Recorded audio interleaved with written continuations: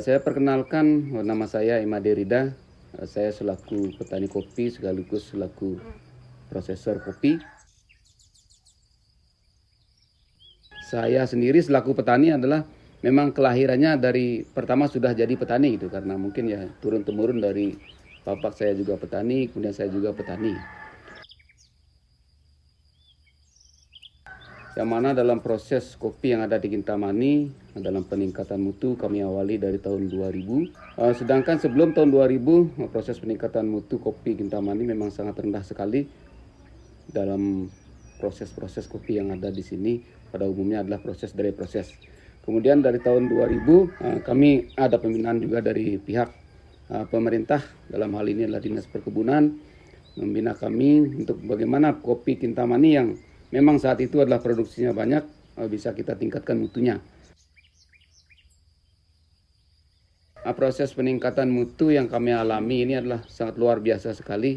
Yang pertama, dengan peningkatan mutu kopi Kintamani dari dry proses menjadi wet proses, itu sangat besar sekali pengaruhnya terhadap petani, sangat besar sekali juga pengaruhnya terhadap industri kopi. Kemudian setelah ada proses peningkatan mutu, proses pengolahan kopi, itu sangat luar biasa sekali peningkatan nilai tambahnya terhadap petani itu sendiri. Dan tahap pertama memang petani yang terlibat dalam proses peningkatan mutu sangat sedikit sekali.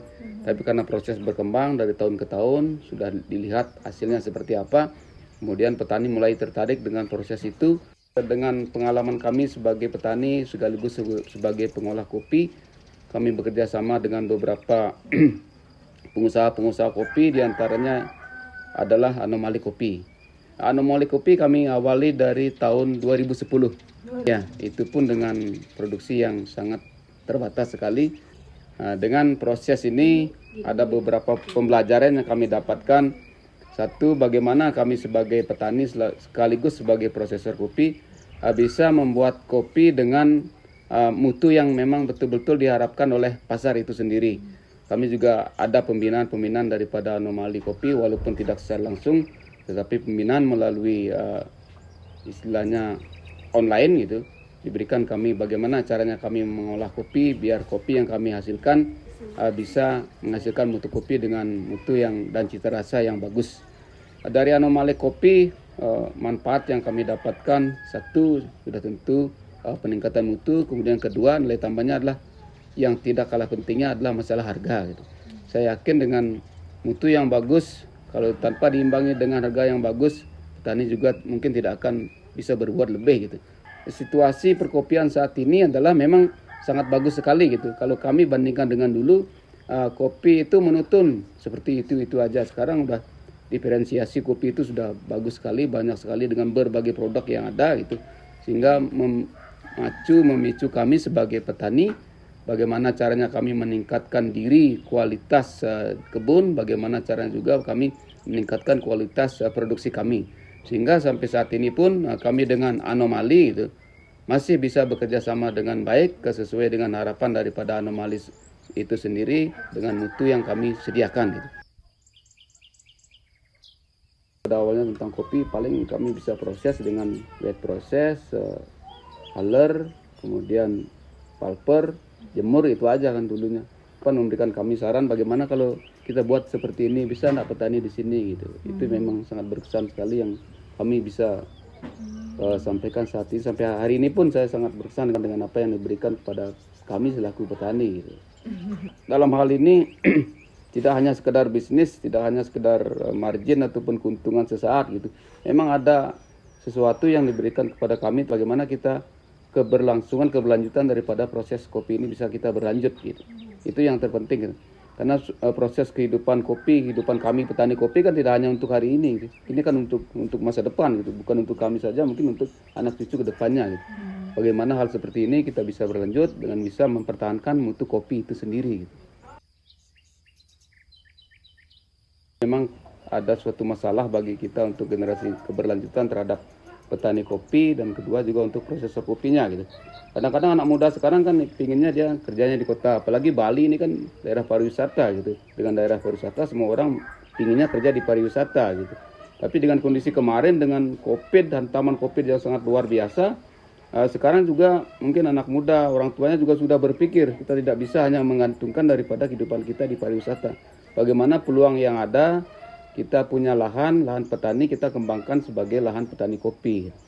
Memang kalau anak-anak muda sampai saat ini persentasenya masih kecil untuk bisa kita ajak bekerja di kebun itu sendiri.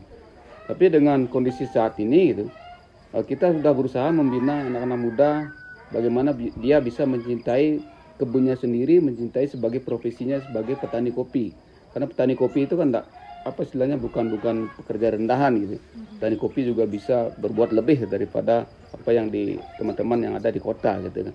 Maka dengan motivasi seperti itu, khususnya dengan nilai tambah yang bagus, dia bisa bekerja mendapatkan uang dibandingkan dengan kerja di kota, mungkin lebih di rumah. Itu menjadi salah satu motivasi kami bagaimana anak muda bisa kita ajak kerja untuk di kebun kopi. Itu yang terpentingnya. Kalau selama saya sampaikan tadi dari tahun 2002 proses permintaan pembelian belum pernah ada penurunan. Tiap tahun itu tetap ada permintaan yang meningkat, khususnya kopi. Kalau kopi Bali, Arabica, khususnya Kintamani itu memang kopi yang sangat khusus ataupun spesifik. Kenapa kami katakan spesifik? Kalau kami bandingkan juga spesifiknya Kintamani adalah ada rasa jeruk, khususnya untuk tes kopinya. Mungkin yang rasa jeruk tidak bisa didapatkan dari ciri khas kopi yang lain, itu mungkin hanya ada di Bali Kintamani khususnya. Kemudian dari segi fisiknya juga kalau kita lihat fisik Bali Kintamani ini tidak sama dengan fisik yang lain gitu. Fisik Bali Kintamani pada umumnya adalah dia agak bulat sedikit, fisiknya juga tidak terlalu besar, tidak terlalu kecil gitu. Itu menjadi ciri fisiknya kopi Kintamani sehingga dia menjadi kopi yang khas sekali gitu.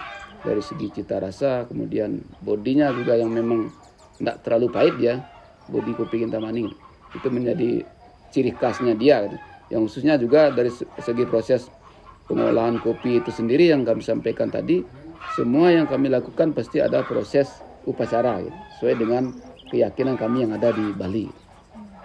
Kadang-kadang juga ada tamu-tamu luar yang saat kami produksi kopi, dari awal proses pemetikan dia lihat apa sih yang dilakukan petani Bali gitu.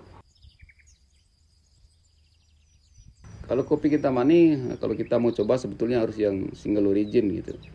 Karena dengan single origin kita bisa tahu bagaimana sih kelebihan tes kopi itu sendiri gitu.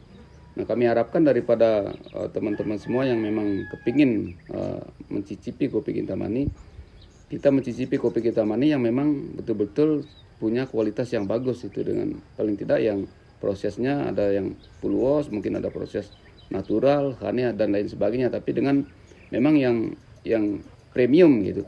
Kalau kita mencicipi kopi Kintamani dengan yang kualitas tidak bagus, barangkali tidak akan mewakili sifat fisik rasa kopi Kintamani itu sendiri gitu. Nah, untuk itu ya harapan kami kita coba kopi Kintamani dengan origin, dengan sesuai dengan selera yang ada. Mungkin tingkat sangrenya apakah yang medium to dark atau yang dark, itu kembali kepada selera kopi itu sendiri. Tapi pada umumnya yang kopi Kintamani yang bagus kita cicipi itu yang tingkat sangrenya yang medium gitu, itu yang bagus. Memang kalau kita mau merasakan kopi sebetulnya itu ya nggak pakai gula gitu. Kalau udah diisi gula udah rasa gulanya udah tinggi sekali, rasa kopinya udah hilang gitu.